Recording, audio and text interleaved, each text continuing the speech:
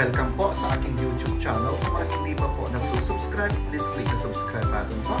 At huwag kalimutan i-click ang notification bell para ma-update po tayo sa mga new upload videos. Ayan, today po ay magluluto po tayo ng pata po ng baka. Ayan po, nilagang pata po ng baka. At ang ating mga sangkap, syempre po ang ating pata po ng baka, sibuyas, luya, paminta, magic sarap. Nilagyan ko na rin po siya ng beef cubes. Nilagyan ko rin po siya ng laurel. Ayan po ang ating mga sangkap. Syempre po kasama din po ang ating onion leaves at ang ating bell pepper. Mamaya ko ilalagay ko.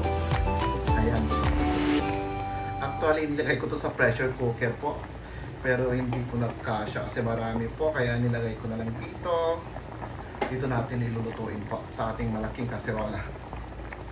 Ayan, kasi ang aking pressure cooker ko po ay maliit lamang, kaya ayan.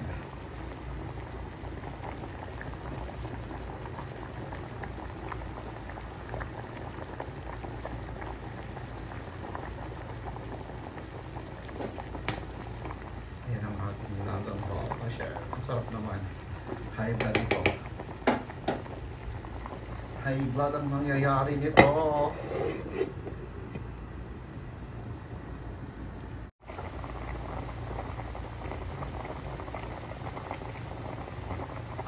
Ayan na po, malapit na pong maluto. Malambot na po, pero gusto ko yung mas malambot pa. Ayan po ang ating pata po ng baka.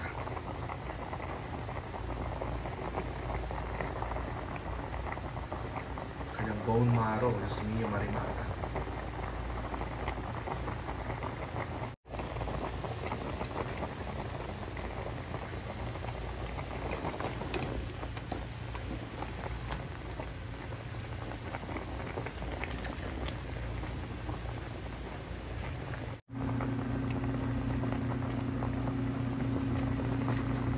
Ayan na po, malambot na po ang ating pinapalambot na paa po ng baka. Ayan.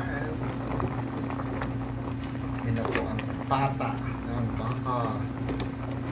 Yan, ilalagay ko na po yung iba nating vegetables tulad ng ating bell pepper at ang ating onion leaves.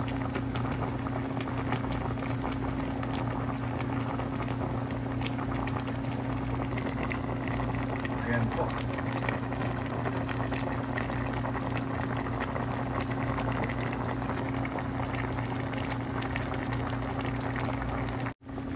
Ayan na po ang pata po ng baka. Ayan. Malambot na po. Naiiwalay na po yung panlaman sa buto. Ayan po. Ayan. Ayan po.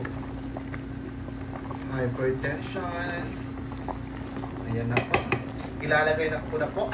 Make sure na okay na yung lasa. Pag okay na po yung lasa, ilalagay ko na po ang ating panghuli, ang ating lettuce po.